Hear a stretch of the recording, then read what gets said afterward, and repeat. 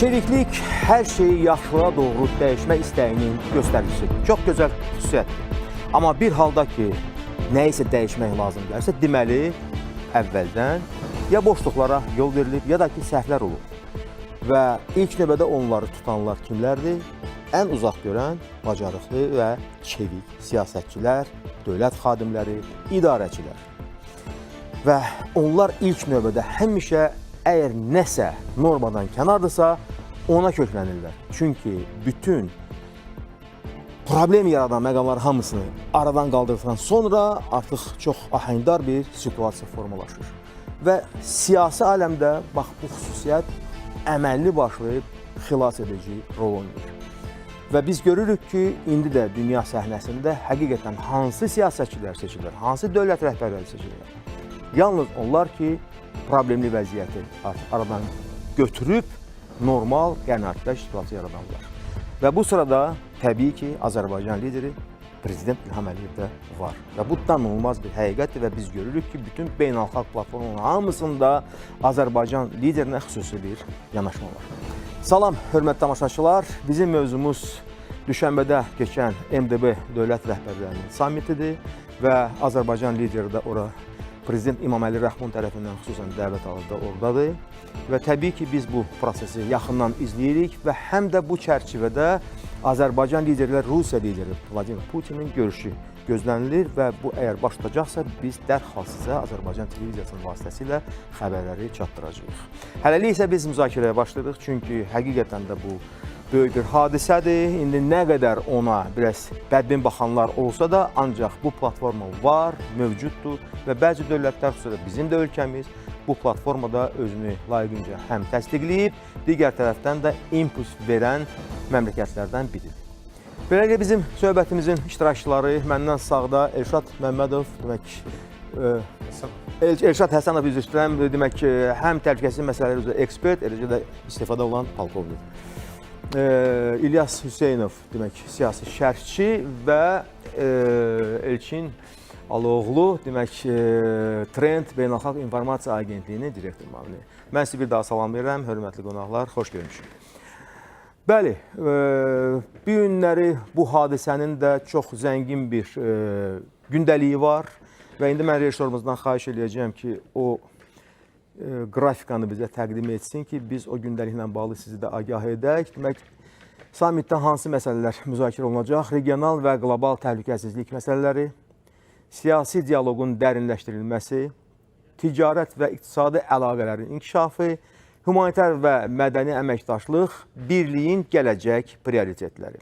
Əlbəttə, prioritetlər həmişə var, gündəmdədir. Onlar olmasa, onda qarşılıqlı anlaşmalar da olmaz, sonra birgə fəaliyyət də olmaz və nəhayət aydın bir şərait də formalaşmaz. Mən istədim ki, mənim sizdən başlayaq söhbətimizə, çünki faktiki olaraq bayaq qeyd etdiyim kimi MDB-nin özü ilə bağlı, fəaliyyəti ilə bağlı heç də bir mənalı yanaşmalar yoxdur. Bir çox hallarda bəzi ekspertlər, təhlilçilər, onlar çox bədbin bir fikirlər də söyləyirlər ki, ümumiyyətlə, yəni bu platformaya ehtiyac varmı, yoxmu, yəni tarixi missiyasını yerinə yetirib, yoxsa yox. Ancaq hər halda biz yaxşı bilirik ki, bu platformanın da üzərində dinamik bir proseslər gedir. Və əgər vaxtı ilə o Sovet dağıldıqdan sonra hardasa mübahisəli məsələlərin həlli üçün nəzərdə tutulurdusa, sonra vaxt ötdükdən sonra MDB platforması artıq əməkdaşlıq sahəsidir və çox böyük də ümidlər onunla bağlıdır. Bax, bu sammiti, belə deyək, keçmişdə olanlardan fərqləndirən hansı cəhətlərdir? Təşəkkür edirəm. Birinci, mən sadəcə bir rəqəmdən başlamaq istəyirəm. Azərbaycanın MDB dövlətləri ilə ticari ixal və ixracının saldosuna biz nəzər salsaq, ümumi həcm 3,83 milyard dollardır. Onun 838,5 milyard dolları Azərbaycanın ixracıdır həmən dövlətlərə. 3 milyard dolları ixaldır. MDB dövlətləri bizim üçün çox əlverişli bazardır. Həm xammal, həm əmtəə, həm texniki avadanlıq və digər məsələlər üzrə. Belə bir bazarı itirmək ən azı yumşaq desəm sadəlövlük olardı. İkinci bir məsələ qurumun özü və bu qurum bizə nə verir biz nə etiririk bu qurumda, o suala cavab axtarmalıyıq. Bu qurum 1993-cü ildən bu yana Azərbaycanın bir sıra önəmli prioritet məsələlərində heç bir vasitə ilə iştirak etməyib. Biz buna imkan verməmişik. Azərbaycan xarici və daxili siyasətinin formalaşdırılmasında MDB institusional iştirakını bir mənalı rədd edib. 2001-ci ildə Azərbaycan bununla bağlı xüsusi rəy adlı bir əlavə edilməsinə nail oldu. Xüsusi rəy nədir? Biz MDB-nin institusional təşkilatı və digər məsələlər, xüsusilə xarici siyasət, təhlükəsizlik və məsələlərdə biz MDB qərarlarının Azərbaycan maraqlarına cavab vermədiyi təqdirdə o qərarları icra etmirik. Vəssalam. İkinci bir məsələ seçkili iştirak məsələsidir. Bu da məhz rəsmi Bakının tələbindən sonra oldu. Seçkili iştirak nədir? Biz MDB-nin bizə sərf edən təşkilatlarında, sərf edən proqramlarında, layihələrində və təşəbbüslərində iştirak edirik. O təşəbbüslər ki, bizim maraqlarımıza cavab vermir, biz onda iştirak etmirik. Məsələn, MDB-nin təhlükəsizlik məsələlərində dəfələrlə israr edildi. Əvvəlcə Avrasiya Gömrük İttifaqı, sonra Avrasiya deməli sərhəd məsələlərində və ən əsası Avrasiya İqtisadi Birliyində Azərbaycan bu təşkilatların heç birinin üzvü deyil və olmayacaq. Çünki biz Azərbaycanın xarici siyasət, xarici ticarət və əməkdaşlıq prioritetlərinin MDB-nin oxu Rusiyanın maraqlarına uzlaşdırılmasını və uyğunlaşdırılmasını istəmirik və heç vaxt da bunu istəməmişik. Lakin digər məsələlərdə, o cümlədən humanitar, mədəni məsələlərdə Azərbaycan çox fəal iştirak edir. Məsələn, 2013-cü ildə Gəncə, 2017-ci ildə Qəbələ MDB mədəni paytaxtı elan edilmişdi. MDB idman oyunları sırağı gün Azərbaycanda başa çatdı və ümumiyyətlə MDB-yə xor baxmaq məncə konstruktiv mövqe deyil. Niyə? Çünki Azərbaycan böyük dövlət deyil. Azərbaycan böyük dövlətlərin maraqlarını, geosiyasi təhdidlərini, yaranan risk və çağırışları mütləq nəzərə almalıdır. Biz çox vektorlu siyasət yürüdürük və bu çox vektorlu siyasət bir mənalı olaraq komplementar və uyğunlaşma, uyğarlaşma, mimikriya cəhdlərini istisna edir. Bu baxımdan Azərbaycan istənilən regional birlikdə iştirak etməyə hazırdır və edirik də. Bu bizim maraqlarımıza cavab verir. Məsələn, Rusiyadan taxta şalbanın qiyməti Avropa İttifaqından, Afrikadan, yaxın şərq ölkələrindən, Kanadadan, Argentinadan, mən enerji satıcıları nəzərdə tuturam, qiyməti 3 dəfə ucuzdur. Biz bu bazarda niyə imtina etməliyik? Digər tərəfdən, MDB ölkələrlə bizim aramızda çox böyük bağlar var. Və bu bağları qoparmaq gərək deyil, ehtiyac yoxdur. Bizə ziyan vurmursa, biz bundan niyə imtina etməliyik? Və bu bir alternativdir. MDB-də olmağımız bizim qərblə məsafəli münasibətlər qurmağımıza kömək edir. Qərblə münasibətlərimiz MDB daxilində bizə edilə biləcək bütün pressingi və təzyiqlərin qarşısını alır. Və sonunda onu demək istəyirəm ki, Azərbaycanın yürütdüyü siyasət sübut etdi ki, MDB daxilində hər bir dövlət öz maraqları çərçivəsində hərəkət etməlidir. 30 illik erməni işğalı zamanı MDB təhlükəsizlik komponentinin reallaşmasına heç bir cəhd göstərmədi. Və məhz bu səbəbdən Azərbaycan MDB-nin içində variativ ünsürlərə üstünlük verir. Məsələn, Türk Dövlətləri Təşkilatı, vaxtilə Quam var idi, Moldova, Ukrayna, Gürcüstanla birlikdə. Hələ də aktuallığını itirməmiş 3+3 formatı var.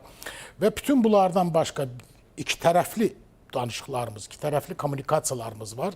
Yəni substantiv kommunikasiyaları var ki, buna görə də MDB-nin bu samiti bizim üçün çox önəmlidir. Nə baxımdan? Birincisi, Rusiya-Ukrayna savaşı baxımından ki, biz Rusiya və Ukrayna savaşında bir mənalı olaraq ərazi bütövlüyü və suverenitetin tərəfindəyik. Bu, o demək deyil ki, biz Rusiyanı dərhal düşmən elan etməliyik. Xeyr, biz Rusiya qarşı sanksiyalara qoşulmuruq. Niyə də qoşulmalıyıq ki? Birincisi, bu sanksiyalar absurddur. Heç bir nəticəsi yoxdur. İkincisi, sanksiya tətbiq edənlərin özü əl altdan Rusiya ilə şıdırğa alıverir. Qara bazarda bəli, öz işlərini görürlər. Biz başqasının oduna niyə yanmalıyıq ki? İkinci məsələ, Mərkəzi Asiya ölkələri ilə biz inteqrasiyanı artırmalıyıq. Mütləq. Çünki, məsələn, Tacikistan bazarının Azərbaycan sahibkarlarına, şirkətlərinə böyük ehtiyacı var. Və Düşənbə samiti burada çox ciddi bir atılım olacaq. Sonda deyim ki, ilkin dəyərləndirmələrə görə Tacikistan bazarında Azərbaycan şirkətlərini təxminən 4 milyard dollarlıq böyük bir pirog gözləyir. Və belədirsə biz niyə o bazarda olmam? Niyə gəlir götürməməliyik? Niyə başqalarının dediklərini biz Quran ayəsi saymalıyıq ki, bu düzdür, bu. Çünki hər kəs öz marağından çıxır. Biz də öz marağımızdan çıxış eləyirik və ona görə də əksinə MDB daxilində fəaliyyətimiz daha da güclənməlidir, MDB ölkələrlə əlaqələrimiz daha da güclənməlidir və MDB-ni hələlik tarixin arxivinə göndərmək çox tezdir. Bu təşkilatın yaxşı perspektivləri var. Ondan da başqa zərurət yoxdur axı. Nəyə görə biz məsəl üçün onu vaxtından tez hardasa arxivə göndərməliyik? Bir halda ki, elə gəlin bir başqa bir mövzudan belə deyək də danışaq və başqa bir dəyərə köklənək. Yəni bu birlikdə olan bütün ölkələrin hamısına Ermənistan çıxmaq şərti ilə bizim çox yaxşı iki tərəfli əlaqələrimiz var. Sonra siz buyurduğunuz kimi, Türk dövlətləri ilə artıq biz dövlətlər təşkilatında bir yerdəyik və əlavə imkanlar, əlavə kommunikasiyalar yalnız və yalnız işlərimizin xeyrinə işləyir. Və bu təbiidir və əlbəttə ki, bir halda ki, bunlar bizim üçün problem yaratmırlar bu kommunikasiyalar. Əksinə, biz əlavə imkanlar əldə etməklə yeni layihələri, birgə proqramları həyata keçiriksə, deməli buna böyük bir zərurət də var, sonra lüzum da özünü əks etdirir. Amma hər halda biz hansı tərəfdən baxsaq, hansı tərəfə dönsək, yenə də ən başlıca problem təhlükəsizlik məsələsidir. Elşad müəllim, bax, mən istəyirəm bu məsələyə siz niyə münasibət bildirəsiniz? Çünki MDB təbii ki, öz ərazisinə görə çox böyük bir ərazidir. Digər tərəfdən ətrafında da xeyli sayda qaynar nöqtələr, münaqişə ocaqları və eləcə də potensial risklər var. Bax, bizim üçün Azərbaycan olaraq daha vacib olanları hansılardır və biz nə etməliyik ki, birincisi, yaxın tərəfdaşlarımızla, partnyorlarımızla o proseslərdə birgə olaq və görəcəyimiz işlər də koordinasiya səviyyəsində həllini tapsın. Tofiq müəllim, deməli, ayın 7-sində Qəbələdə keçirilən Türk Dövlətləri Birliyinin 12-ci sammitinin də əsas mövzusu sülh və təhlükəsizlikdir. Yəni, bu gün də Tacikistanda keçirilən, Düşənbədə keçirilən MDB dövlət başçılarının sammitində də əsas məsələ regional və təhlükəsizlik məsələləridir. Yəni, hər bir ölkənin təhlükəsizliyin təmin olunması çox vacib bir şərtdir. O cümlədən də bugün MDB dövlətlərinin təhlükəsizliyindən bağlı. Artıq bilirik ki, dünya çaxnaşır, dünyada çox böyük müharibələr gedir. Avropada, Şərqdə, Asiyada. Yəni, bu nöqteyi nəzərdən bugün dövlətlər öz təhlükəsizliyini təmin etmək üçün ciddi iş aparırlar. O cümlədən bizim elə 44 günlük müharibədən sonra Azərbaycan ərazilərinin bütövlüyünü təmin edəndən sonra daha güclü ordu yaratdı və bu gün də yaradır. Çünki ordu dövlətin təhlükəsizliyinin təminatçısıdır. Sərhədlərini qoruyurlar, sərhəd qoşunlarımız qoruyurlar. Eləcə də bu gün dünya dövlətləri arasında böyük çağırışlar var. Baxın, Rusiya Ukrayna hücum etdi. Artıq 4-cü ildir müharibə gedir. Və bugün Rusiya siyasiləri arasında çağırışlar edənlər var. Azərbaycanla Rusiya arasında olan gərgin münasibətə görə artıq parlament səviyyəsində, Dövlət Dumasının deməli, komitə sədrləri, komitə sədrinin müavinləri növbəti hədəf Azərbaycanın, Qazaxıstanın olmasını göstərirlər. Yəni, bu nöqteyi nəzərdən də həmin MDB samitində bu məsələlər yəqin müzakirə olunacaq. Təbii ki, biz onu gözləmirik ki, Rusiya bizə hücum edəcək, yəni əlbəttə, biz o səbəbdə deyilik. Yəni, Elşad müəllim, mən burada bir şeyə fikir verirəm həmişə, çünki daim biz hamımız xəbər lentlərini izləyirik, digər tərəfdən analitik materiallara baxırıq, dərcləri nəzərdən keçiririk. O, həyəcan doğuran, sonra provokativ xasiyyətli, yəni təxribatçı xasiyyətə malik olan bütün kontentləri yayanlar yalnız və yalnız xüsusi, mən deyərdim, o qızışdırıcı mövqe tutan mərkəzlərin qondarma analitikləridir, təhlilçiləridir. Onlar bilərəkdən çalışırlar belə süni bir risklər yaratsınlar və hətta dövlətlər arasında olan normal münasibətləri bir qədər gərgin bir xəttə yönəlsinlər. Amma əslində belə baxanda bir halda ki, indi biz deyirik, dövlət rəhbərlərinin bir yerə yığılması, bir yerdə olması, digər tərəfdən diyaloqların aparılması, bu artıq onu göstərir ki, bəli, əgər həqiqətən də problem doğuran məqamlar varsa, onlar elə məhz buna görə yığışırlar. Bir araya gəlirlər ki, onları müzakirə etsinlər. Təbii. Yəni, bu nöqteyi nəzərdən MDB dövlət başçılarının deməli, sammitində əsas məsələlərdən biri, yenə də deyirəm, təhlükəsizlik məsələləri. Təhlükəsizliyin təmin olunması üçün bütün işlər görülür. Hər bir dövlətdə artıq Yəni bizim yadımızdadır, son illər Qazaxıstandan, Özbəkistandan hərbi təlimlərimiz keçirildi. Yəni bu bayaq Elçin müəllim dedi, qarşılığı dövlətlər arasında, yəni birbaşa MDB ölkələrin hamısından yox, amma ancaq Azərbaycan həm Orta Asiya ölkələrlə, həm Belarusla, yalnız Ermənistandan sayı, digər ölkələrlə bu münasibətləri çox yüksək səviyyədə həll edir, yaxşılaşdırır. Yəni biz dövlət olaraq təhlükəsizliyimizin qayğısına qalırıq. Və MDB-də də mən hesab edirəm ki, bugün MDB dövlətlərini gözləyən təhlükələr hamısı orada müzakirə olunacaq, müvafiq qərara qəbul edəcək. Aydındır, əlbəttə. Yəni bayaq qeyd olunduğu kimi, yəni boşluqlara yol vermək olmaz. Təbii, bəli. Sonra meydan boş qalmalı deyil və bir halda ki, həqiqətən də bu sammitlər keçirilir və siyasi liderlər bir araya gəlirlərsə, əlbəttə ki, onların ən o qızğın məsələlərə özlərinin münasibəti var və həm də şanslar yaranır ki, onları əməlli başlı həm təhlil etsinlər, digər tərəfdən də bir çıxış yollarını tapsınlar. Mən elə bir daha o məsələyə qayıtmaq istəyirəm ki, məsəl üçün, güya Azərbaycanla Rusiya arasında, Qazaxıstanla Rusiya arasında və digər ölkələrin öz aralarında olan problemlər güya elə bir həddə çatır ki, artıq bunu müharibə səviyyəsində görürlər bunlar. Bunlar əlbəttə ki, fake news'un ilk növbədə fəaliyyətinin nəticəsidir. Bax, İlyas müəllim, biz uzun illər idi də, məsəl üçün Azərbaycan hər hansı bir istiqamətdə böyük uğur qazandıqda, biz gördük ki, Qərbdə bəzi xüsusi qruplar var idi ki, onlar fokus qruplar idi. Azərbaycanın demək qazandığı uğurla bağlı bunlar gərək bir qara fon yaradırdılar və həm də qara piyara başlayırdılar.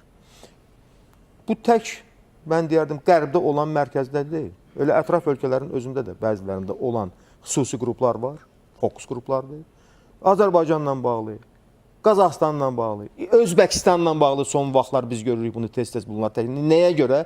Çünki uğurlu siyasət, öz suveren hüquqlarını layiqincə yerinə yetirə bilən dövlətlərə qarşı bunlarda məkr yaranır, bunlarda qərəz formalaşır və həmin, belə deyək də, o qruplara bir təlimat verirlər ki, başlayın.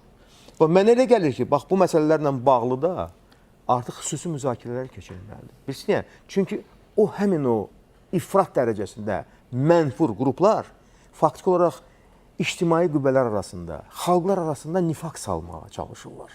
Onlar həm də insanları yanlış yollara sövq edirlər ki, bəli, Azərbaycana getməyin, Azərbaycan pisdir, Özbəkistana getməyin, Özbəkistan təhlükəlidir və s. Bax, mənə elə gəlir ki, bax, bu səviyyədə də bizim artıq həm informasiya sahəsində çalışan qurumlarımız, digər tərəfdən ekspert birliklərimizin nümayəndələri, bunlar gərək ümumiyyətlə fəal bir mövqeyə keçsinlər. Bilsin, çünki biz görürük ki, tək bu negativ təsirlər qərbdən yox, elə şərqin özündən də gəlir.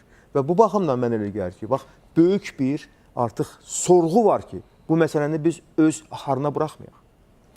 Doğrudur Tofiq müəllim, mən Eşat mənim fikirlərlə də, Elçin mənim fikirlərlə də razıyam. Çünki hibrid təhdidlər dövründə yaşayırıq. Qlobal informasiya dövrü həm də yeni çağırışlarla, böhranlarla yadda qalır.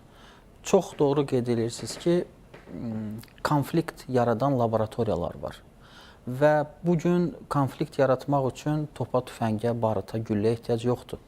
Məsələ bu cür daxili işlərə müdaxilə etmək, beyinləri yumaq, gənclərə təsir etmək, etnik, milli, dini, ideoloji, radikal, ekstremist, terrorçuluğa meyilli gənclərə nəsihətlər vermək və onları əyri yola çəkmək kimi bu cür mənfi tendensiyalar var.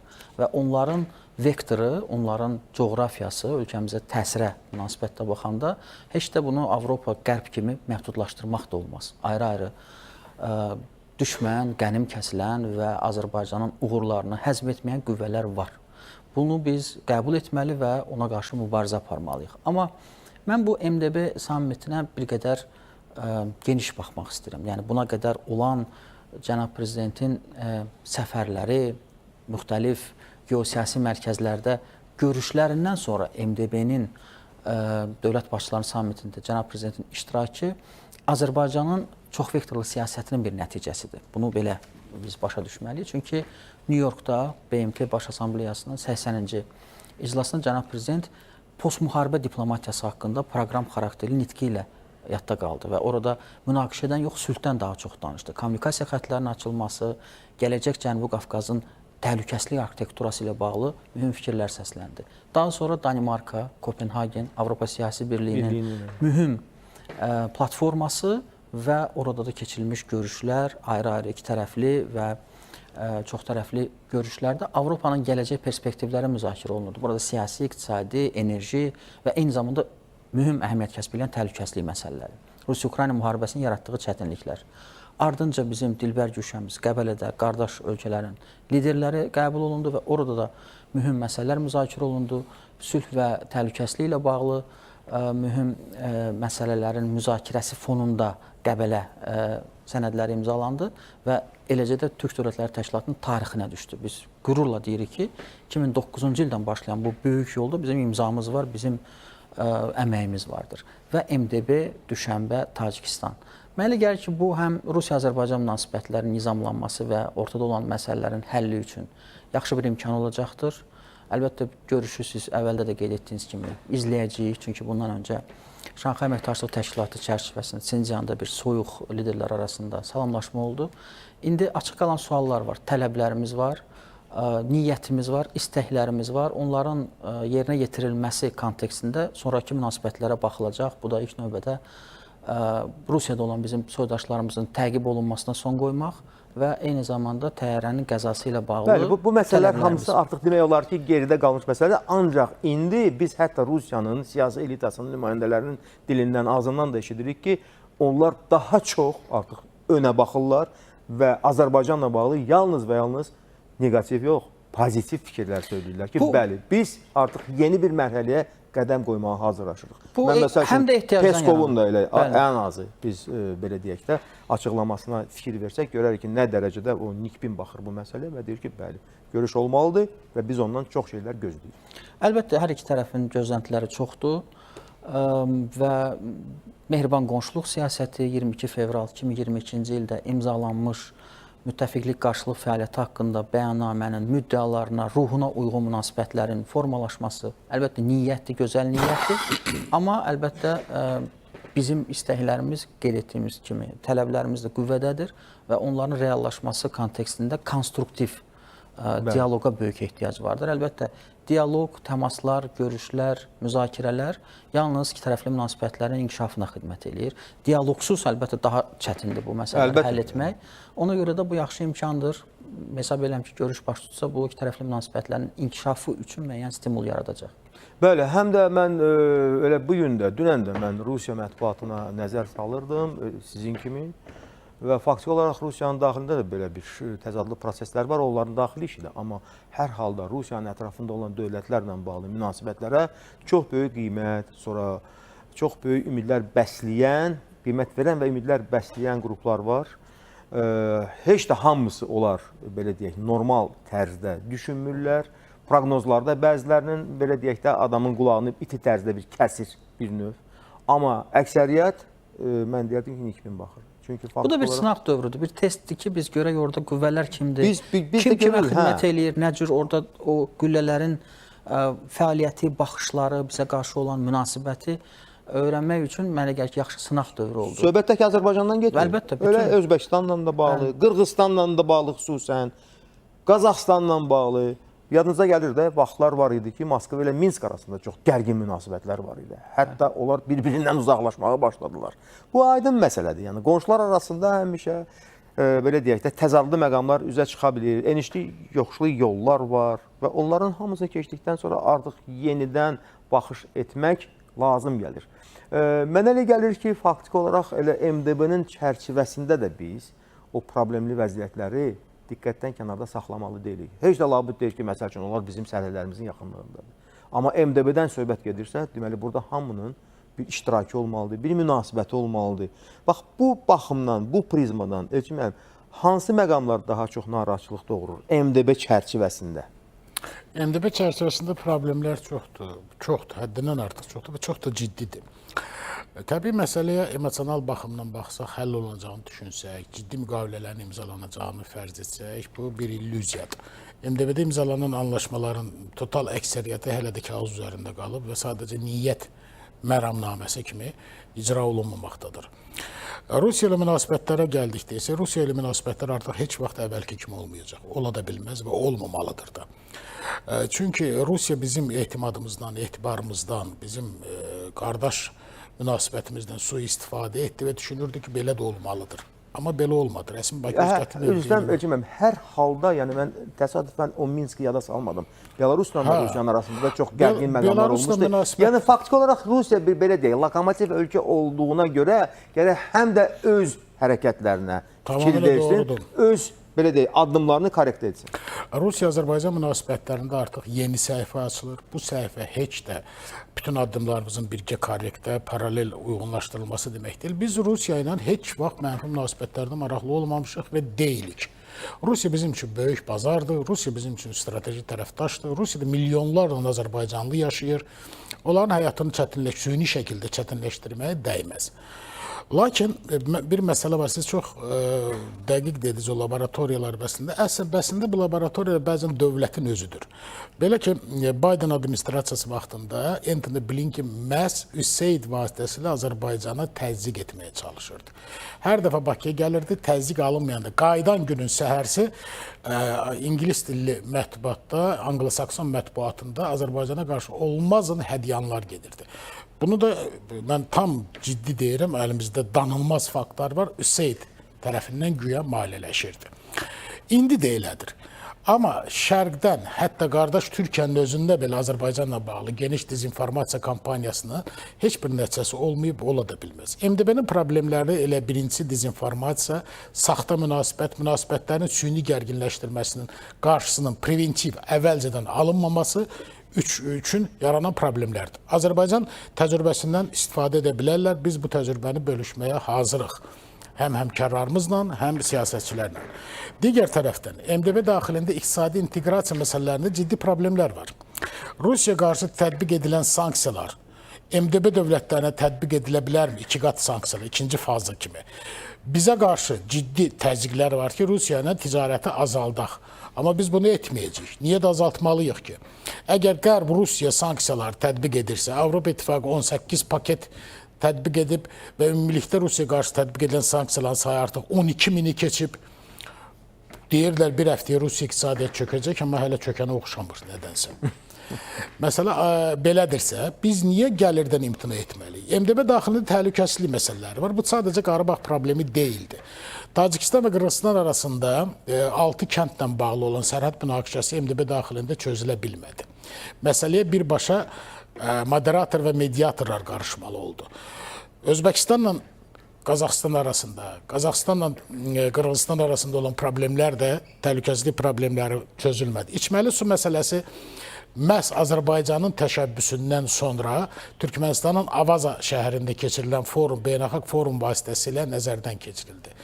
MDB bizə çox gərəkli təşkilatdır. Amma birincisi MDB daxilində çox ciddi renovasiya və yenidən qurma aparılmalıdır. Bürokratik prosedurlara son qoyulmalıdır. Sammit naminə sammit, görüş naminə görüş, hansısa bir saxta, bayağı tədbirlərin keçirilməsinə son qoymalıdır. Azərbaycan heç vaxt belə tədbirlərdə iştirak etməyib. Amma özləri üçün deyirəm mən, özlərinin ziyanlıdır.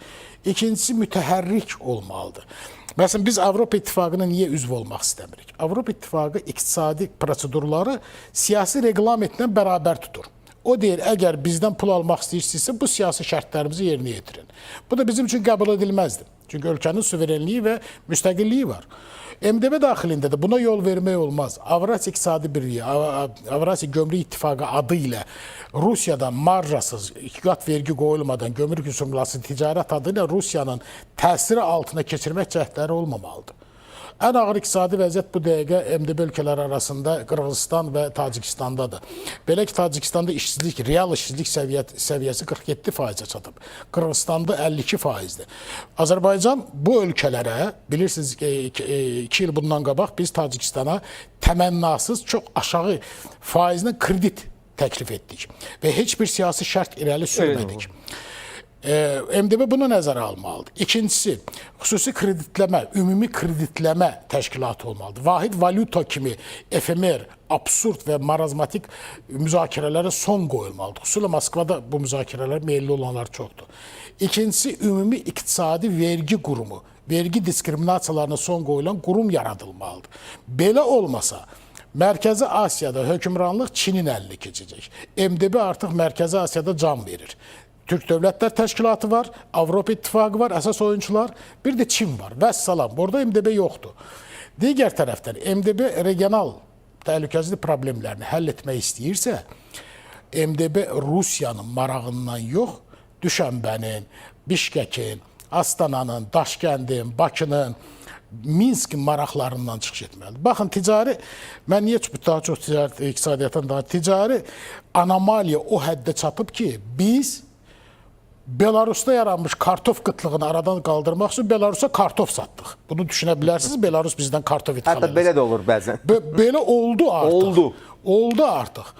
Və biz təcrübəmizi bölüşməyə hazırıq yenə. Məsələn, Azərbaycanın çox ciddi problemi bu dəqiqə Xəzər problemidir. MDB bu məsələni müzakirə etməlidir. Bizim bu dəqiqə Azərbaycanda yaranmış içməli su qıtlığının iki səbəbkarı var. Biri erməni işğalıdır. Bilirsiniz, Sərsəng su anbarından tutmuş, qoruyucu meşə zolaqlarını məhv etdilər, içməli sunu vəhşicəsinə istismar etdilər və s. Digəri də bu MDB ölkələridir ki, Xəzərin səviyyəsinin son 10 ildə 2,5 metr düşməsini bilavasitə səbəbkar birinci Rusiyadır. Volqa çayında qurduğu süni bərələr və süni bəndlər. İkinci Qazaxıstan idi. Qazaxıstana da biz cənab Tokayevə dedik və cənab Tokayev bunu nəzərə aldı. Artıq Qazaxıstanda qoruma tədbirlərinə başlayıb. Bu barədə BMT-də belə səslənir. Bəli, tamamilə doğrudur. Mənim bu sammitə çox böyük ümidim var. Birincisi, Rusiya və Azərbaycan arasında münasibətlərin süni idarə olunan böhran səviyyəsindən adi idarə olunmaqdan yox, çözülməyə gedən böhran. Keçid almalıyıq. O demək deyil, hər şeyi unutmalıyıq. Yox, siyasi demensiya və siyasi Alzheimer xəstəliyinə tutulmamalıyıq. Unutqanlıq olmalı deyil. Bəli, lakin irəli baxmalıyıq. Bilməliyik ki, bu Rusiya nəyə qadirdir? Bunu nəzərə alaraq şahmat oyununu davam etdirməliyik. MDB bizə çox lazımdır. Rusiya bizə çox lazımdır. Rusiya siyasətini mən çox geniş müzakirə etmək niyyətində də deyiləm. Bilirik ki, Rusiya artıq kimdir. Bilmək bizim işimizi asanlaşdırır, çox asanlaşdırır. Əksinə, Rusiyanın bu siyasəti Azərbaycanın özündə çox insanın gözünü açdı. Rusiyanın özündə belə. Sonda onu biz bilirik, dünyanın gözü açır. Doğrudur. Sonda siz bəhs etdiniz o radikal siyasətçilərdən, valla onlardan bizə heç bir ziyan yoxdur. Onlar Rusiyanın daxili bazarına işləyirlər. Baxın, görün biz necə güclüyük, baxın, görün biz nə qədər güclüyük. Ekvatorial Qvineyada, Afrikada belə bir təcrübə aparmışlar. Cəngəlliyə ayna qoymuşlar və vəhşi heyvanlar gəlib o aynaya baxırdılar. Bütün heyvanlar gəlib aynada özünü görəndə çox sinirləndir, hücum çəkdilər. Bir dənə hücum çəkməyən primatlar oldu. Onlar başa düşürdülər bu aynada. Mən bircə şey arzulayaram, Rusiya Dövlət Dumasında və digərlərində, bax, bu cür danışan adamlar heç olmasa o primat intellektində olsunlar ki, başa düşsünlər ki, güzgüdə öz əməllərini görürlər. Rusiyanın məhvə aparmasınlar. Güclü Rusiya bizə lazımdır. Bu uzun söhbətdir. Niyə lazımdır? Bizə güclü Rusiya lazımdır. Əlbəttə, əvvəldən əzəldən güc mərkəzi olub. Təbii ki, dünyada tarazlıq sisteminin önündə gedənlər bir şərq idi, bir qərb idi. Və təbii ki, indi də Rusiya ilə bağlı gözləntilər ona görə yoxdur ki, məsəl üçün MDB dövlətləri çox zəifləyiblər, ya çarəsizdirlər, ya onlardan nəsə imdad dilirlər. Yox, məsələ burasındadır ki, elə məqamlar, gündəlikdə elə bəndlər var ki, onları birlikdə həll etmək lazımdır. Elə təhlükəsizliyin özü. Baxın, niyə məsəl üçün qərbdən can atırdı bəzi qüvvələr ki, Xəzər bölgəsində onlar öz mövcudluqlarını təmin etsinlər. Çünki onların özlərinin marağı var. Onlar maraqları uğrunda fəaliyyət apara bilirlər, mübarizələrini də aparırlar. Amma Rusiya elə gəlir ki, güya bunun adı gələndə hamı təslim olur və heç bir kəs hərəkətə keçməyəcək və s. Burada çox vacib bir məqam var. Elşad müəllim, məsələn, siz bu məsələyə münasibət bildirəsiniz. Bax, ayrı-ayrılıqda indi Azərbaycanla Özbəkistanın, Azərbaycanla Qazaxıstanın təlimləri keçir. Hətta dənizdə biz keçir. Hətta Rusiyanın özü ilə də təlimlər keçirmişik. Və bəzi hallarda həmin o bədbinliyi təbliğ eləyənlər, sonra bizə xor baxanlar bu proseslərə elə yanaşırlar, güya ki biz Rusiyaya qarşı hazırlaşırıq. Güya biz başqa bir ölkəyə qarşı hazırıq. Mənə gəlir ki, onlar əksinə gərək həm də Rusiyanın daxilindən elə bir fon yaratsınlar, elə bir atmosfer formalaşdırsınlar ki, bax bu proseslərdə onların da ölkəsi bizimlə bərabər iştirak etsin. Niyə? Çünki biz axı kimə qarşı vuruşmaq üçün eləmirik bunu. Allah şükür, bir dənə böyük problemimiz Ermənistan idi. Onun öhdəsindən gəldik, həll etdik. Amma biz görürük ki, müxtəlif istiqamətlərdən də bizə risklər gəlir, təhlükələr var, təhdidlər var. Və bu baxımdan mən elə gəlir ki, onlar gərək özləri çalışsınlar ki, öz ölkələrdə fəal olsun bu proseslərdə. Çünki biz, yenə deyirəm, hazırlıq nümayiş etdiririk. Özbəklərlə birlikdə, Qazaxlarla birlikdə, bəlkə də yerə gələr türkmənlər də bu proseslərə qatılarlar. Amma hər halda indiki məqamda biz görürük ki, risklər bəzi hallarda yox yerdən peyda olur. Və buna görə mən elə gəlir, ümumi bir yeni bir baxışlar da olmalıdır. Çünki təhlükəsizlik məsələsi əgər gündəmdə varsa, dünənki dəyərlərlə, dünənki baxışlarla və köhnə bagajla bu məsələlərin həllinə nail olmaq olmaz. Bax, bu mövzuda siz hansı imkanları görürsünüz ki, bax, həqiqətən də, qoy elə, məsəl üçün, MDB-yə daxil olmayan ölkələr də bu proseslərdə iştirak edəsinlər. Məsəl üçün, kiber təhlükəsizlik məsələlərində. Niyə bəziləri özünü kənara çəkir ki, güya bu mənlik deyil, amma həm də sizlikdir. Yəni, bax, burada o atmosferi qidalandırmaqdan ötürü, onu canlandırmaqdan və impulslarla təmin etməkdən nə etmək lazımdır? Mənə elə gəlir ki, bu bizim həm xüsusi orqanlarımız, sonra digər tərəfdən, ordu birləşmələrimiz və s. onlar hamısı gərək bir-birinə bir açıq şəkildə mesajlar ötürsünlər ki, bu sizə qarşı deyil, sizin üçün də həm də görülən tədbirlərdir. Bütün bu dedikləriniz tam doğrudur, Tofiq müəllim. Bizim dövlətin bu gün qarşıya qoyduğu məsələ sülhün təmin olunması, təhlükəsizliyin gücləndirilməsidir. Və bayaq da dedik, təhlükəsiz ölkə, Azərbaycan bunu yaradıb. Yəni o 44 günlük müharibədən sonra, bir günlük antiterror əməliyyatından sonra Azərbaycan öz təhlükəsizliyini təmin edib və yaradıcılıq qurucu işlərlə məşğuldur.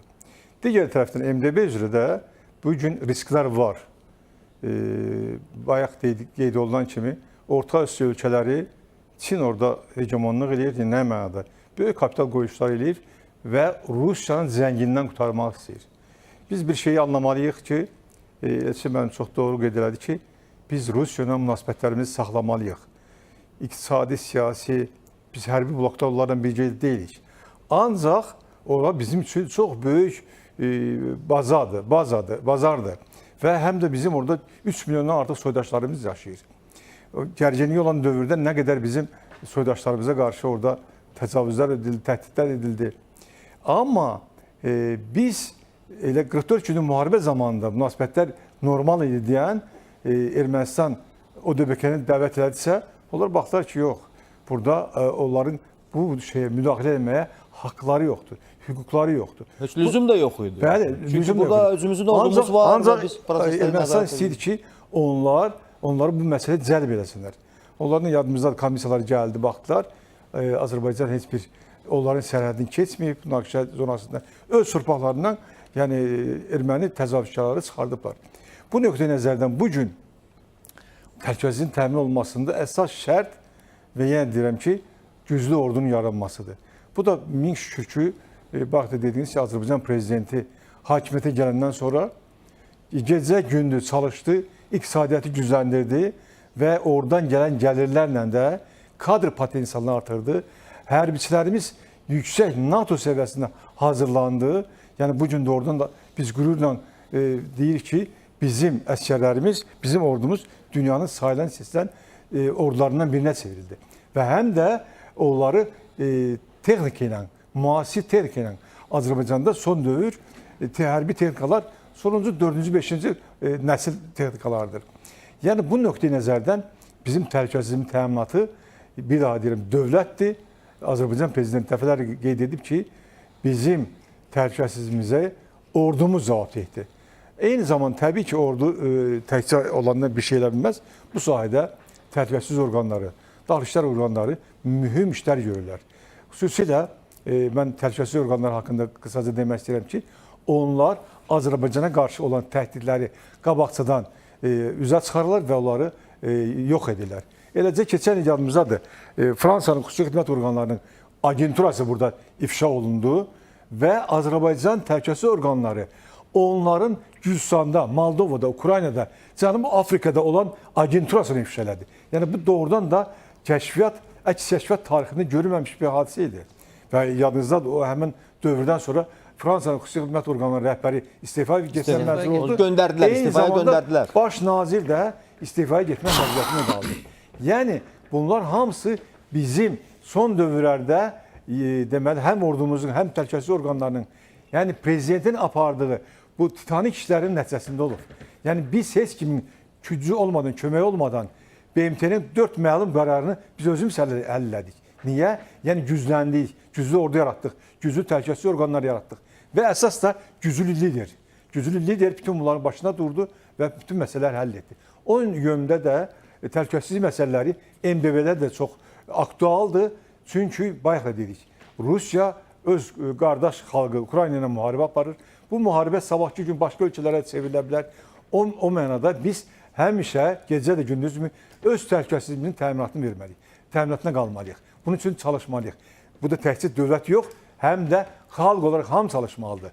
Çünki biz necə deyirlər, tək əldən səs çıxmır. Xalq buna gecə-gündüz hazır olmalıdır. Çox şükürlər olsun ki, elə 44 günlük müharibədə də xalq öz liderinin ətrafından birləşdi və biz qələbəmiz təmin edirik. Eşəd müəllim, bax, bəzi hallarda force majorlar yarananda görürsən ki, xüsusi xidmət orqanlarıdır, bağlı strukturlardır, aidiyyatı təşkilatlardır. Onların aralarında dərhal kommunikasiya yaranır. Yəni, onlar informasiya mübadiləsi olmasa, o problemlərin, o təhlükələrin öhdəsindən gəlmək mümkünsüz olur. Bəli. Xüsusilə də burada, bax, terror istəkləri var, yəni amilləri var, separatizm meyilləri var, kiber təhlükələr var. Bax, bunlarla bağlı bizdə mütəmadi mən elə düşünürəm ki, gedir də mübadilə. Yoxsa yox, kommunikasiya var, yoxsa yox. Bəli. Toq müəllim, deməli, Azərbaycanda keçirilən təhlükəsizlik orqanlarının rəhbərlərinin iclasında bu məsələ xüsusilə ciddi təhlil olundu və katiblik yarandı.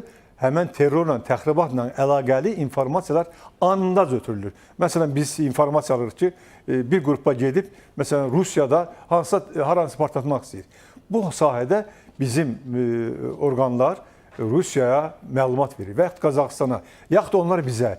Eyni zamanda terrorçu dəstələrin deməli ifşa olunmasında da bu çox böyük əhəmiyyət kəsb edir. Çünki informasiya mübadiləsi həmin sahədə qapalı olur. Ancaq mütləq onlar gedir və ona görə də onların qarşısını vaxtında almaq olur. Yəni ani şəkildə əgər bu mübadilə gedirsə, deməli bir çox problemlərin öhdəsindən gəlmək. Mütləq bircə həll olunur. Ona görə hesab edirəm ki, yəni MDB dövlətlərinin başçılarının samitində də həmin məsələ bir daha müzakirə olunacaq. Bunlar qaydasına qoyulub bugünkü gün, yəni bizim tərəfimizdə, yəni Azərbaycan Dövlət Təhlükəsizlik Xidməti tərəfindən bu məsələlər qaydasına qoyulub. Çünki biz o anda məlumat alırıq ki, Azərbaycana hardansa, tutaq ki, Rusiya kəşfiyyatı əldə edir ki, Əfqanistandan terrorçu dəstə gəlir. Və biz onu vaxtından qabağında ala bilirik. Nəinki onlar gəlib burada hadisə törətsinlər, ondan sonra bunu qarşılasın. Bəli, yəni qabaqlayıcı məlumatlar alandan sonra işləmək asan olur. O mənada MDB dövlətlər arasında təhlükəsizlik məsələləri qaydasındadır. Çox şükür ki, belə bir rejim artıq tətbiq olunur və özünü də doğruldur. Təbii, indi biz adətən görürük ki, belə tədbirlərdə, məsəl üçün zirvə görüşlərində, ümumi iclaslar öz yerində, ümumi müzakirələr öz yerində, amma həm də çox vacib mahiyyət daşıyan o iki tərəfli dialoqlardır və adətən biz həmişə öyrəncəliyik. Prezident İlham Əliyevlə digər dövlətlərin rəhbərləri, onlar çox böyük həvəslə həm müzakirələrə qatırırlar, digər dialoq gedir, sonra elə cari məsələlərin müzakirəsi və s. Mənə elə gəlir ki, bax, bu MDB çərçivəsində uzun illər idi, uzun müddət idi ki, Rusiya Federasiyasının siyasi elitası tərəfindən bir qədər yekəxanalıq var idi belə. Çünki onlar post-imperiya sindromunu yaşayaraq hələ də özlərini öyrədə bilmirdilər ki, xeyri, Azərbaycan müstəqil dövlətdir, onun paytaxtı Bakıdır, prezidenti İlham Əliyevdir və bizə bərabər bir məmləkətdir. Ya Qazaxstan eyni səviyyədə, Özbəkistan eyni səviyyədə və s. Bax, bu sindrom keçmək üzrədir yoxsa yox, İlyas müəllim? Çünki hətta Rusiyanın özünün çox vətənpərvər, digər tərəfdən uzaq görən siyasi ekspertləri, siyasətçiləri, mən adlar çəkmək istəmirəm sadəcə. Onlar deyirdilər ki, Rusça belə deyirdi, нам пока привыкнуть, что это независимые государства и себя оправдали. Yəni, biz artıq bunu qəbul etməliyik ki, bu dövlətlər müstəqildilər və öz siyasətləri var, onu apara bilirlər. Bax, bu sindrom keçmək üzrədir yoxsa yox? Yaxşı sualdır, Toşman. Mənə elə gəlir ki, 30 il əvvəl keçməli idi bu sindrom. İndi keçirsə... Üzr istəyirəm, bəlkə 30 il əvvəl biz indiki vəziyyətimizdə deyirik. Qazaxstan indiki vəziyyətində deyil. Amma 30 il axı bizim üçün boşa getmədi. Biz ayağa durduq, biz ordu yaratdıq, biz dövlət institutlarını, siyasi institutlarımızı, hüquqi institutlarımızı, ictimai institutlarımızı hamısını yaratdıq və hamısı da fəaliyyət göstərir. Və bu gün də əlbəttə Azərbaycan çox güclü dövlətdir. Bu gücü müəyyən edən dövlət başçımızın siyasi iradəsidir, prinsipiallığıdır və güclü silahlı qüvvələrimizdir. Eyni zamanda ümumilikdə hüquq mühafizə orqanları, xüsusi xidmət orqanları, onların peşəkarlığı bizi bu zirvələrə daşıdı. Biz qələbə qazanmağımızda bütün güc strukturlarımıza borcluyuq və onlara bir daha təşəkkür edirik. Bu Azərbaycanın beynəlxalq arenada imicinə və nüfuzuna müsbət təsir göstərən amildir. Və Rusiyada daxil olmaqla biz son qələbə 5 illiyimizdə bir sıra dövlətlərə öz dişimizi göstərmişik, gücümüzü, təpərimizi göstərmişik. Fransanın adı çəkildi və digər hansısa dövlətlər, güclər, güc mərkəzləri, dövlətlər qrupu, Niderland Krallığı, Lüksemburq timsalında ölkəmizə qarşı müxtəlif müstəvilərdə, parlament müstəvisində, media müstəvisində hücumlar təşkil edirdi. Onlar hamısı yetərsiz qaldı. Avropa İttifaqı çərçivəsində Avropa Parlamenti, Avropa Şurası Parlament Assambleyası və s. Bu cür müxtəlif müzakirələrlə qəbul olunan saxta qərarlarla ölkəmiz əleyhinə mənfi bir fon yaratmağa çalışırdılar. Və bugün əlbəttə Müstəqil Dövlətlər Birliyinin katibliyi də, Rusiya Federasiyasının siyasi institutları da bu reallıqları görürlər.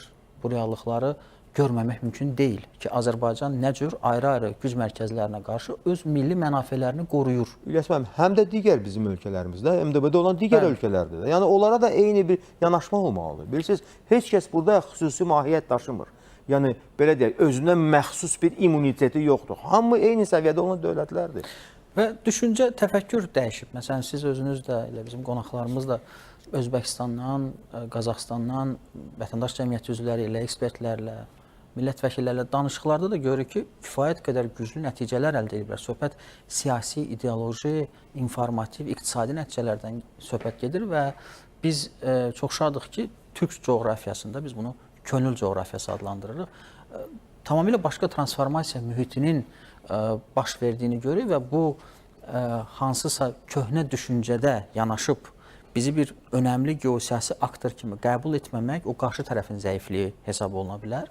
O cümlədən də elə müxtəlif siyasətçilər hansı ki, hələ də imperiya düşüncəsindən Azərbaycan kimi, Qazaxıstan kimi, Özbəkistan kimi, Qırğızistan, Belarus, Tacikistan, Türkmənistan kimi dövlətləri elə vassal, satellit kimi baxacaqlarsa, bu onların məğlubiyyətinə gətirib çıxaracaq. Çünki bizim artıq birləşdiyimiz ayrı-ayrı platformalar vardır. Türk Dövlətləri Təşkilatı, Qoşulmama Hərəkatı, Avropa Siyasi Birliyi, bunlar hamısı böyüyən, inkişaf edən Şanxay Əməkdaşlıq Təşkilatı bu təşkilatlardır və bu təşkilatlarda əlbəttə Rusiyada var və yaxud yoxdur və ya digər güc mərkəzləri var, amma Azərbaycan çox vektorlu, multilateral siyasət yürüdür.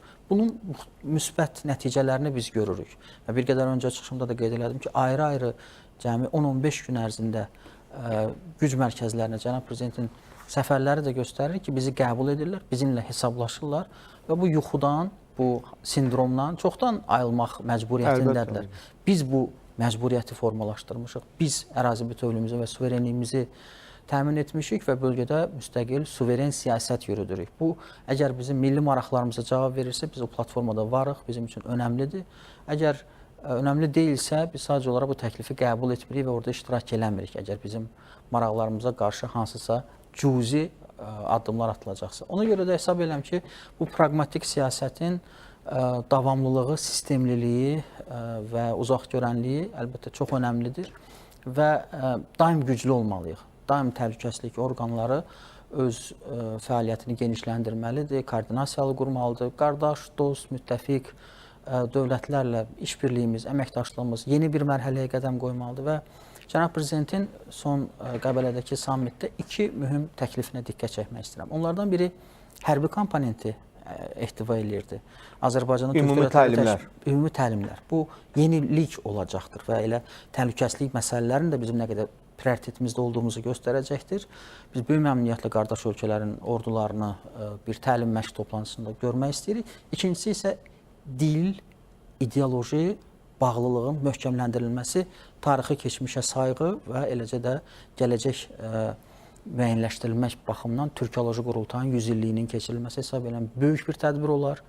həm 1926-cı ildə baş vermiş Türkiyoloji Qurultayın nəticələri və onların təqib olunması, repressiyaya məruz qalması, başqa bir dövrdə baş verən hadisələrə bir münasibət və yeni Türkiyoloji Qurultayın perspektivləri, əldə olunan nəticələr, alimlərin bir yerə toplaşması, Türk dünyasının aydınlarının bir yerə Bakıda toplaşması əlbəttə bizim uğurumuz olacaq və yeni bir inkişaf mərhələsini biz görəcəyik. Ona görə bizim üçün təhlükəsizlik hər platformada önəmlidir.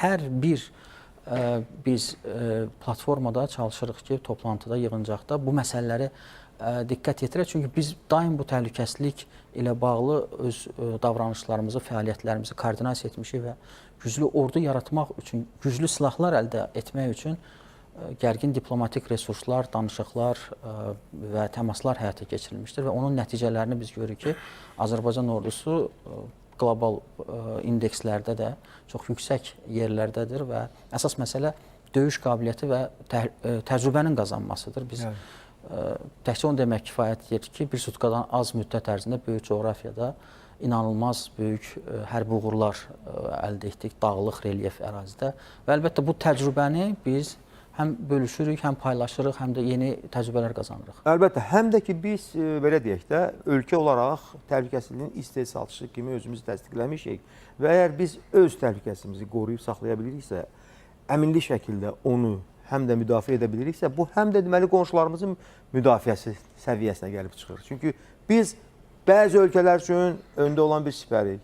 Başqaları bizim üçün sipərdir. Yəni, bax, bu qarşılıqlı əməkdaşlıq və həm də bir-birinə dayaq durmaq özü onu göstərir ki, elə MDB məkanının daxilində də böyük transformasiyalara artıq vaxt, zaman yetişib. Siz bayaq buyurdunuz ki, 30 il bundan əvvəl, düz deyil.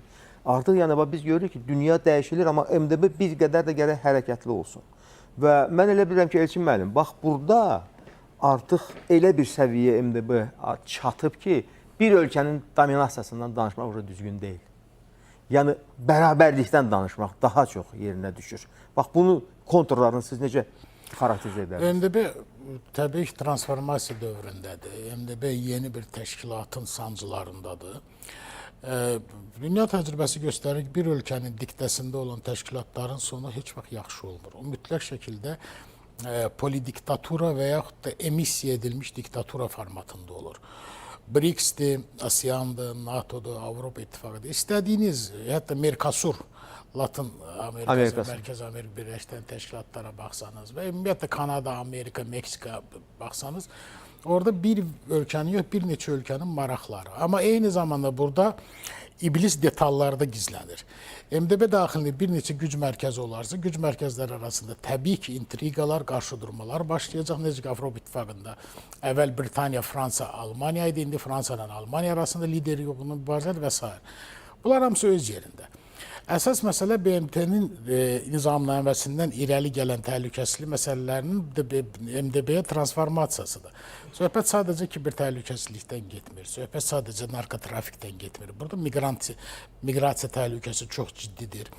Burada sərhədlərarası transsərhəd problematikası məsələsi var, içməli su təhlükəsizliyi var, ərzaq təhlükəsizliyi var, qida təhlükəsizliyi var, torpaqların aşınmasının qarşısının alınma təhlükəsizliyi, hidromeliorativ təhlükəsizliklərin aradan qaldırılması var və ən nəhayət ordu məsələsi. Biz Türk Dilli Dövlət Təşkilatını, Türk Dövlətlər Təşkilatını, Türk Dilli dövlətlərə təklif edəndə gəlin birgə təlimlər keçirək, biz heç də istəmirik ki, bütün ordular bizə oxşasın. Yox, lazım da deyil. Hər bir ordunun, hər bir silahlı birləşmənin özünə məxsus taktikası, strategiyası, politaktikası və digərləri var. MDB daxilində ordu yaratmaq idefiksi çoxdan Rusiyanın könlündədir. Bu da mümkün olan bir şey deyil. Şəxsən Azərbaycan bu ideyanı həmişə absurd sayıb, biz ordumuzu kiməsə uyğunlaşdırmaq niyyətində olmuşuq. Lakin təhlükəsizlik məsələləri komponentlərində bəzən biz düşünürük ki, hər şey yaxşıdır. Heç də yaxşı deyil. Məsələ burasındadır ki, terror və antiterror tədbirlərinin preventiv şəkildə həyata keçirilməsi məsələsində ciddi problemlər hələ də olmaqdadır. Bu məsələni siyasiləşdirməyə çalışan bəzi dövlət qurumları var, qonşu ölkələrdə və uzaq ölkələrdə. Bəzi qurumlar bunu dini məsələ, dini aspektdən baxırlar. Bəzi qurumlar etnik aspektdən baxırlar. Bu da yol verilməz bir məsələdir. Ermənistana gəldikdə isə Ermənistanla mən düşünmək istəyirəm ki, MDB daxilində münasibətlərimiz normal olacaq. Çünki Ermənistan buna məhkumdur. MDB daxilində Azərbaycanla münasibətlər normallaşdırmasa, Ermənistana həm İranın, həm Rusiyanın, həm Qərbin təzyiqləri artacaq və Ermənistan sanki deyəcək, mən təzyiqləri açıqam, gəlin məni döyün. Belə bir məsələdir. Azərbaycanın qarşısına qoyduğu digər bir məsələ isə ölkələrimiz arasında əməkdaşlığın sözdən işə keçməsidir. Qardaşlıq, birlik, bunlar mənəvi kateqoriyalarından bir saatlarla danışa bilərik. Yox, amma pafosdan başqa bir şey Hə, deyil. bu pafoslu söz yığılır. Pragmatizm başqa diktə eləyir. Pragmatizm bizə diktə edir ki, biz öz maraqlarımızı güdək. Amma pragmatizmdən üstün rasionalizm var. Biz rasional olmalıyıq. Pragmatizm heç də yaxşı şey deyil siyasətdə.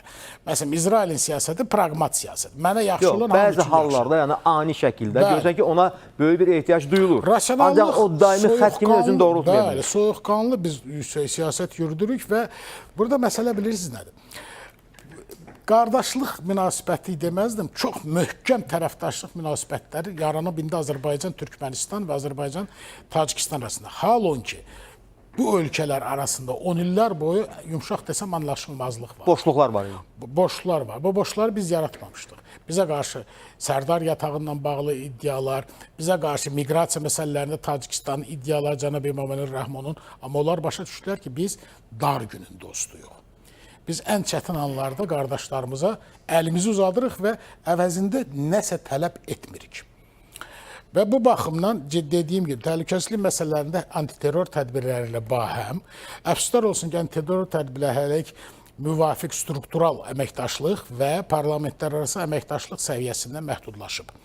Parlamentlərdə kiber təhlükəsizlik, ordu quruculuq komitələrinin birgə səfərləri, qarşılıqlı səfərlər, mübadilələrdən o yana çıxa bilməmişik.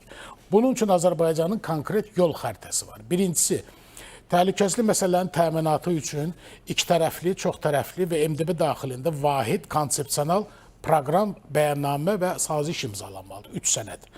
İkincisi, təhlükəsizlik qurumları arasında əməkdaşlığın aktivləşdirməsi və çox şaxəli, geniş miqyaslı edilməsi üçün sadəcə hazırda vəzifəsini icra edən mütəxəssislər yox, istifada və təqaüddə olan mütəxəssislərin təcrübəsindən də istifadə edilməlidir.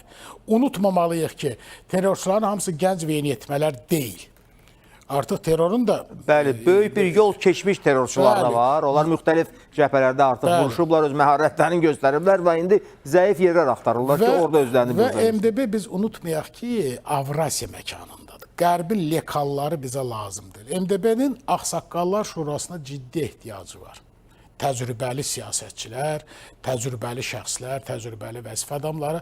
Bu Ağsaqqallar Şurası öz məsləhətlərini verir. Çünki bunlar həyatı görüblər. Siyasi proseslərin bilavasitə iştirakçıdırlar.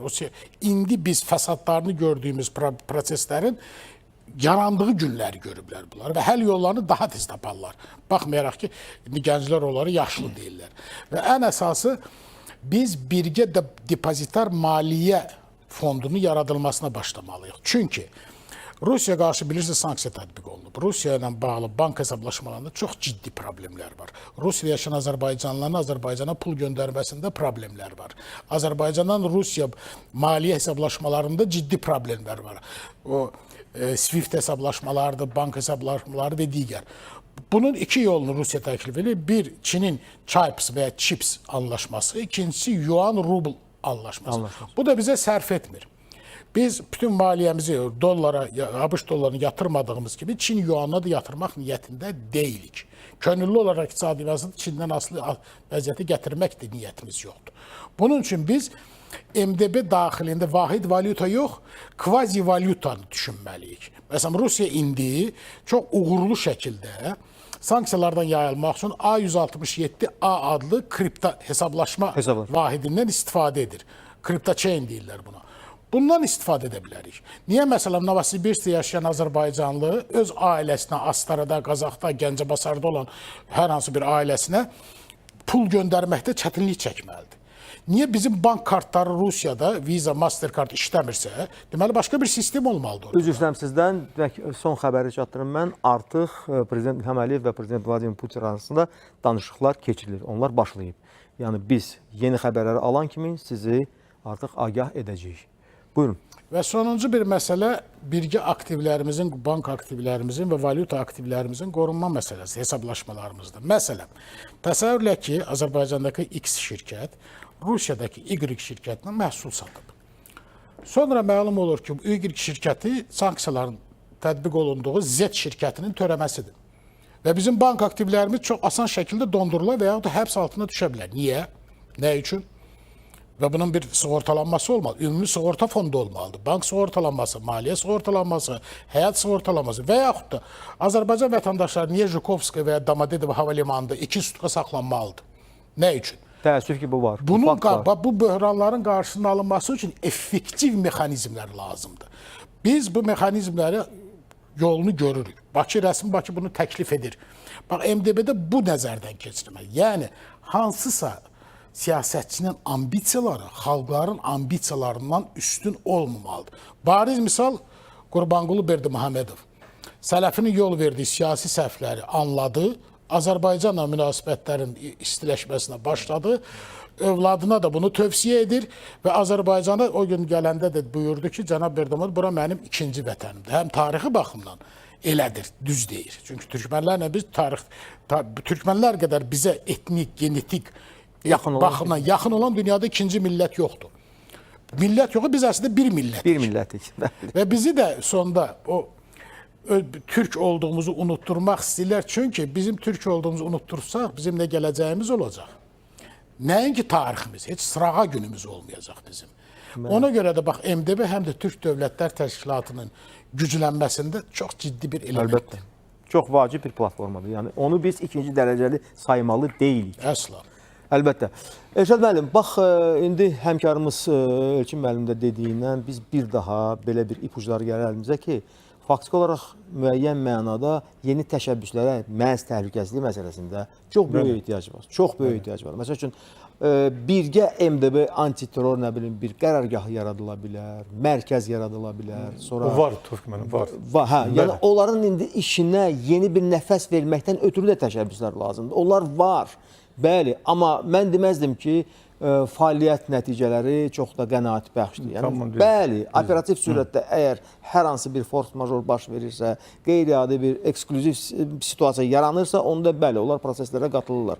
Amma daim gərək ümumiyyətlə bir hərəkət hiss olunsun. Bax, bu sahədə mənə elə gəlir ki, hətta ətrafımızda olan risklər də bunun vacibliyini bizə işarə edir. Tamamilə düz deyirsiniz.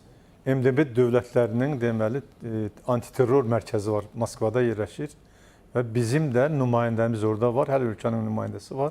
İnformasiya mübadiləsi aparılır. Ancaq siz dediyiniz kimi, yəni aktiv iş aparılmır. Çünki buna da səbəb yenə də deyirəm ki, Rusiya-Ukrayna müharibəsidir.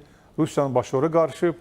Yəni müəyyən mənada Azərbaycanla son il yaranan soyuqluq, digər MDB ölkələrlə bizim iki tərəfli əlaqələrimiz çox yüksək səviyyədədir. Yəni həmin dövrdə də biz həm Qazaxıstanla, həm Özbəkistanla, həm Qırğızstanla təhlükəsizlik sahəsində ciddi işlər görmüşük. Yəni elə əməliyyatlar keçirilib ki, oradan da bu hər bir dövlətin təhlükəsizliyinə çox böyük töhfə verib. Ancaq bunların çoxu da mətbuatda verilmir təbii ki, müəyyən məsələlərə görə. Aydın səbəblərdən. Bəli, aydın səbəblərdən. Və eyni zamanda da Türk Dövlətləri Birliyində də bu məsələ qaldırılıb.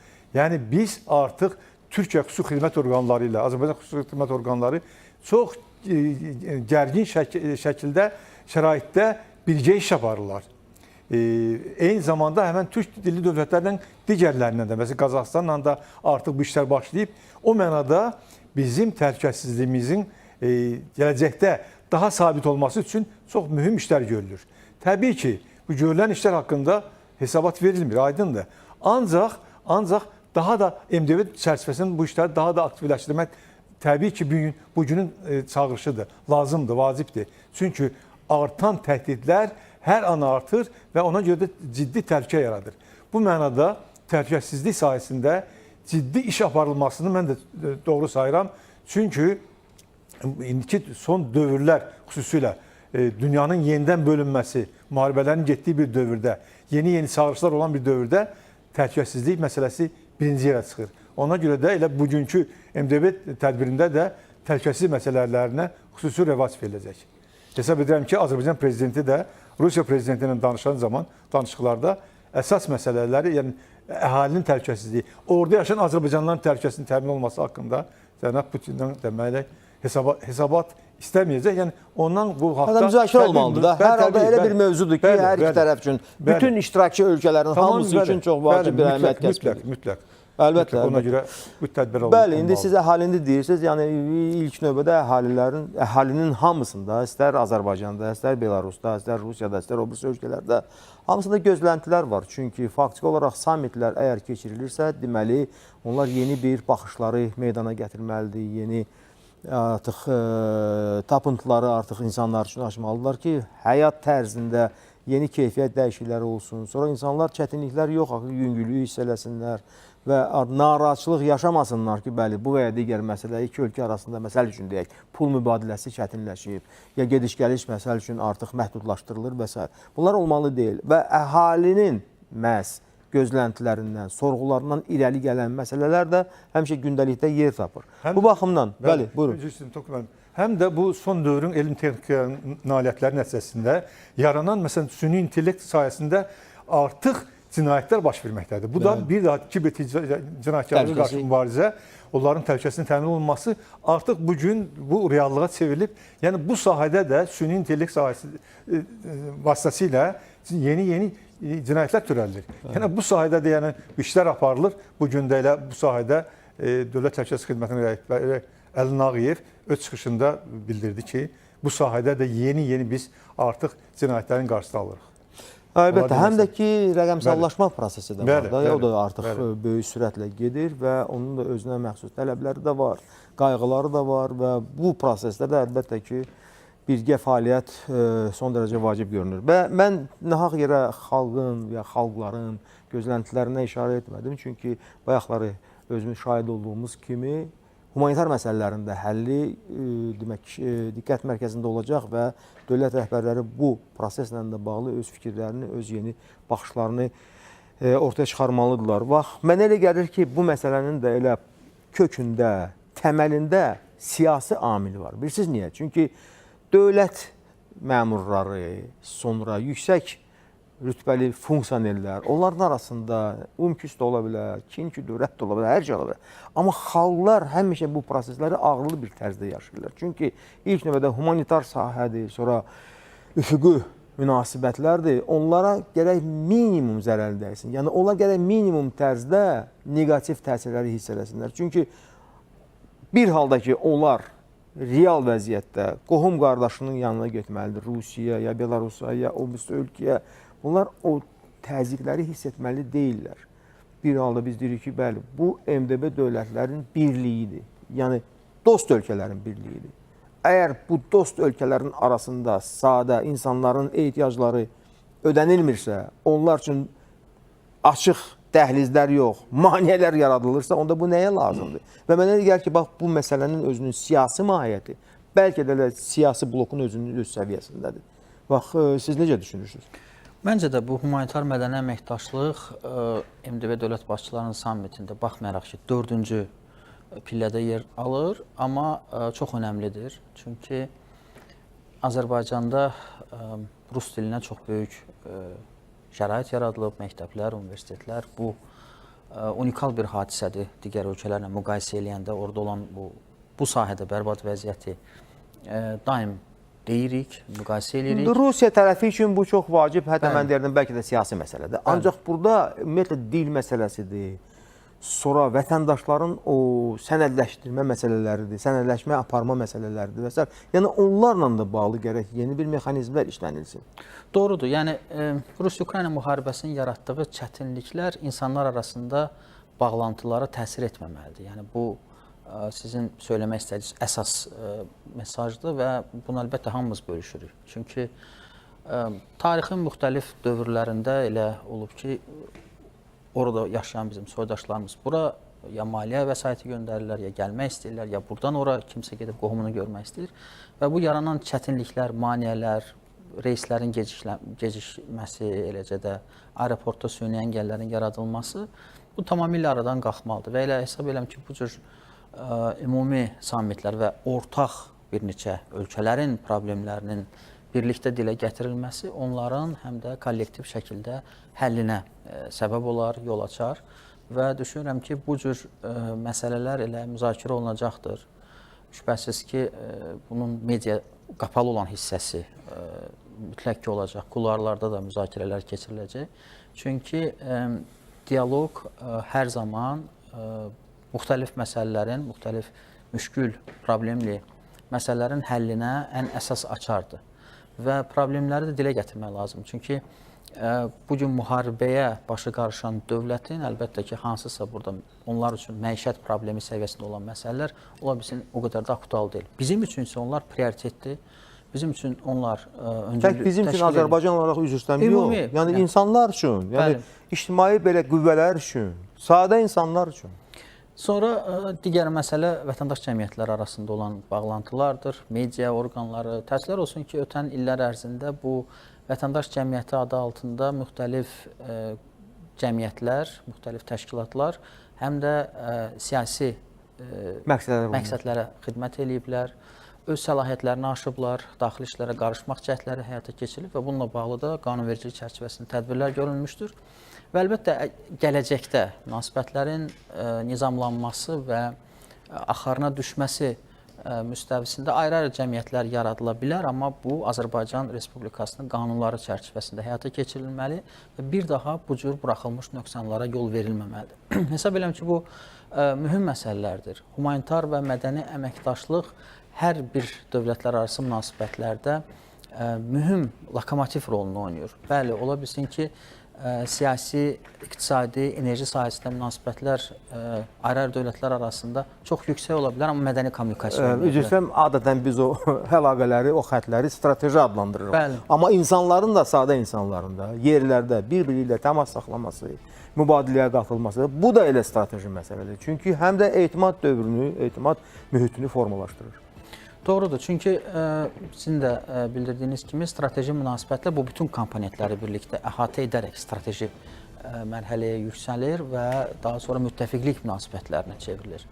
Və artıq müttəfiqlik münasibətləri qurulursa, orada artıq hansısa cüzi əngəllər, maneələr yaradılmamalıdır. Biz bunun təəccübündəyik və buna etiraz edirik, buna qarşı çıxırıq. Hesab edirəm ki, Sammit çərçivəsində bütün siyasi gündəlikdən irəli gələn məsələlər prioritetdə saxlanılacaqdır. Həm təhlükəsizlik, həm siyasi məsələlər, ticarət, iqtisadi münasibətlər, prioritetlər, dünyada olan qlobal çağırışlar müstəvisində MDB dövlətlərinin birgə vizyonu və baxışlar sistemi formalaşdırılmalıdır. Burada da müxtəlif önəmli təkliflər səsləndi. Hesab edirəm ki, elə bizim verilişimizə baxanlar onları bir qeyd etsəydilər, MDB-ni daha da zənginləşdirib və yeni mərhələyə çıxartmaq mümkün olardı. Əlbəttə.